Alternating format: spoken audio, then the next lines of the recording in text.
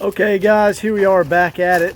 The last video, let's see what I do. I installed the original radio and the original wiring. Today we're going to start diagnosing the antenna.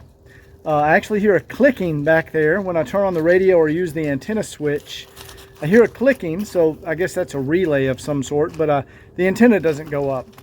So we're going to go ahead and start on that today. This is the 82 300 SD, and I've already started work back here a little bit. I popped off these are the little clips that actually hold the liner, and I popped out the rear tail light assembly right here. That just screws out very easily by hand. And then we're gonna fold this down, and we're going to get in here and remove the antenna. So let me get my tripod and I'll record that process.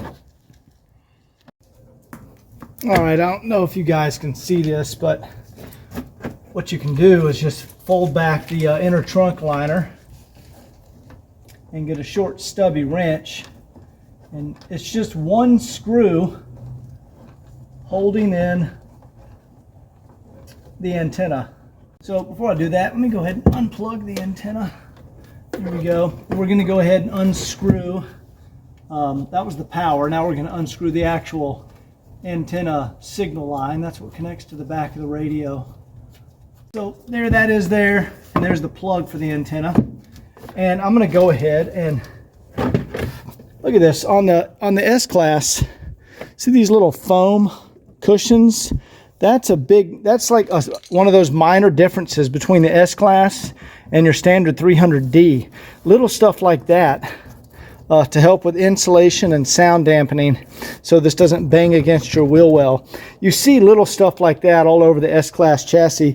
That's why these cars are so much quieter when you're driving them, because they don't look extremely different than a 300D, but way different as far as sound insulation.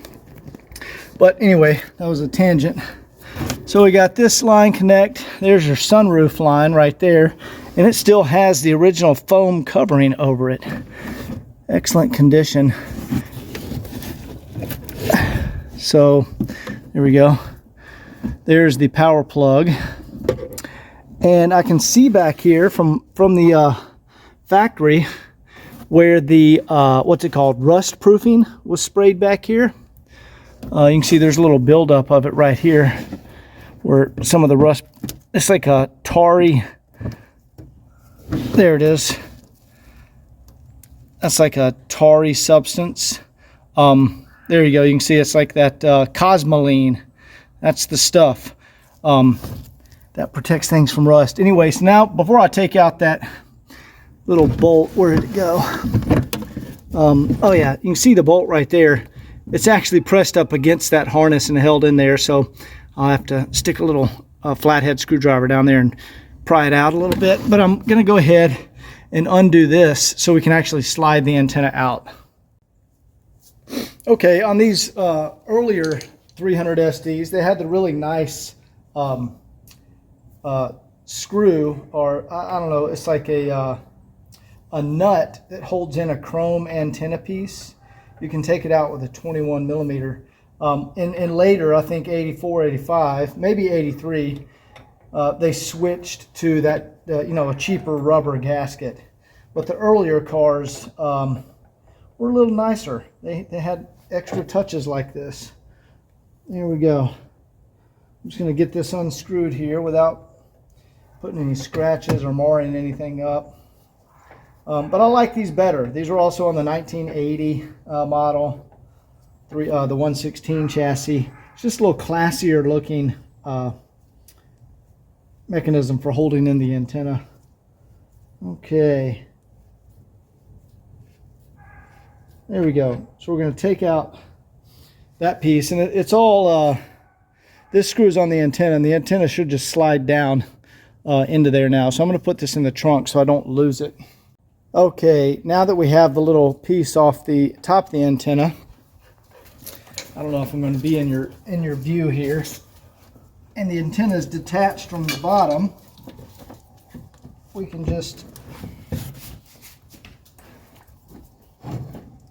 angle it and slide it down in there and take it out. There she goes. There we go. All right. And we'll just leave this piece right here. Actually, I'm just going to take that off and set it with this is the base. This is like the gasket that goes against the car. Look at the beautiful condition that's in. So I'm going to go ahead and just set this in the trunk with the other piece. And here is our antenna. So let's get this guy over to the test bench and see why it is not working. I like these earlier models because also you had screws to just take it apart and look inside, where the later models had that plastic, plastic contraption. And you can see there's a tamper-proof right there. They put like a, I don't know, it's like a little, see, you can see the Phillips head there, but that has a tamper-proof cover on it. So you can know this has never been opened. So let's get this to the bench and see what's going on. All right, this is an 82 Hirschmann 6000U antenna. And just because I've previously done this before on a 1980 300 SD, I know how to test it. So I've got my just battery jump box right here. Way more power than we need, but it's 12 volt. That's all you need to make sure. Yes, you just have 12 volt. And there you go. I'll make it where you can see the antenna over there. So here, let's come up closer. Here we go. So we're going to connect our ground to, this is pin 3.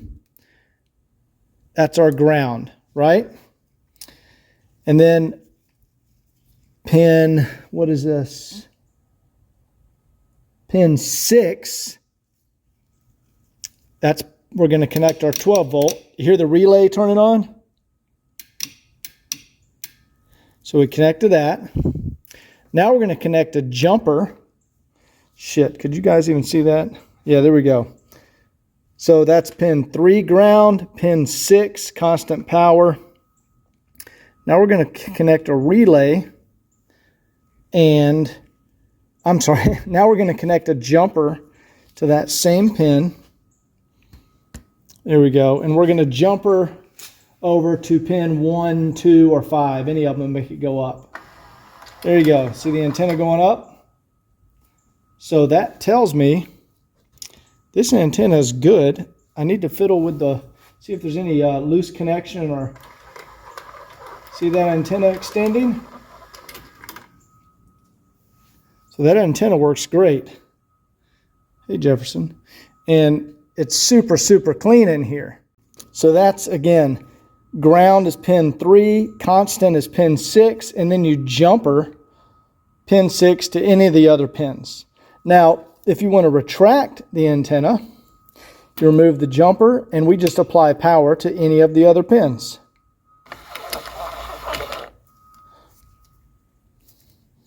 See, we can go over here too.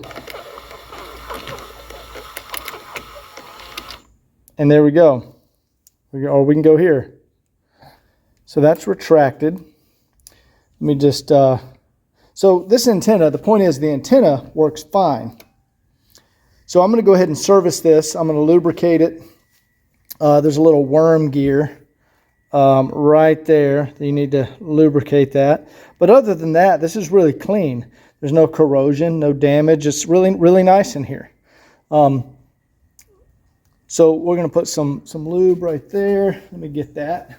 I just happen to keep some in a little squirt tube here. A little syringe. Let's turn on the light. How about that? There we go. And I'm just going to squirt that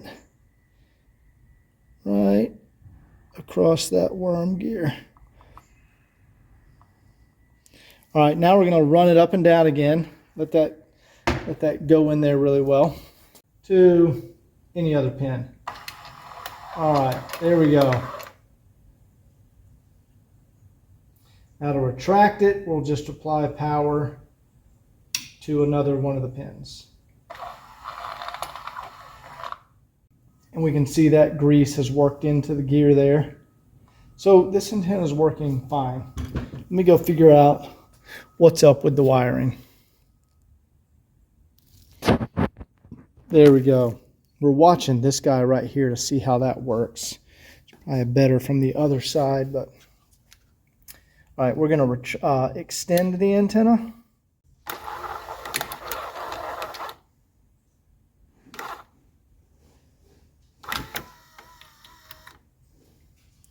Now we're going to retract it.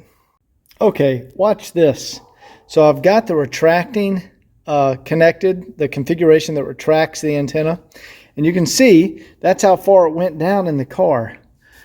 Now, it's this little gear right here. If I go ahead and spin this around one more cycle, there we go. That lets it fully retract. I'm going to connect power to retract. All right, see how it stopped like that? So if I just spin this gear around one more time, there we go. It triggers it. Now it's still not all the way down, so I'm going to spin this gear around one more time.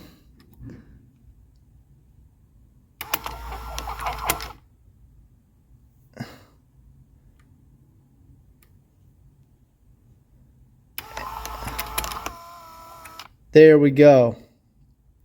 Now it's retracted. So it's something to do with how this mechanism is turning. And I don't know if it's because that arm is intentionally bent like that, if that's how it's supposed to be, or if I need to straighten that out. So I'm still troubleshooting. Okay, so I have the antenna fixed. What I did, I found the internal guts of an antenna on eBay, and remember this copper piece right here was bent, so I took the good one off of this piece and I installed it onto here. Now you can see it's the correct bend, and that fixed the antenna retracting all the way. Not sure what this piece does, but taking this all apart, replacing that piece, putting it back together has fixed it. So let's get this back in the car and see how it works. All right, we have the antenna reinstalled in the trunk. Let's see how this thing works now. All right, just gonna turn on the car and we'll turn on the radio. Let's say antenna all the way up.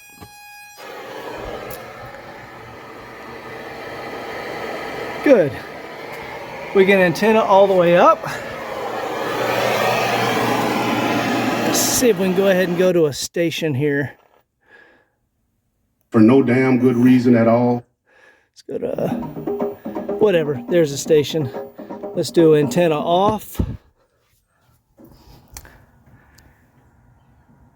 And now it correctly closes. That's great. Man, that was a tough fix. Antenna back on. And we get full extension. Down a little bit. There we go. We have manual control over the antenna. Let's just come down a little bit more. There we go. We've adjusted it a little bit more. Now let's just turn off the radio. And the antenna correctly closes. And one more time, we'll say full extension all the way up.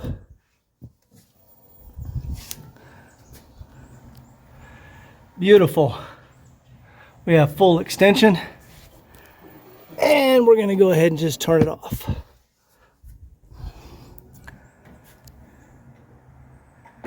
Beautiful. We now have a working Hirschmann antenna.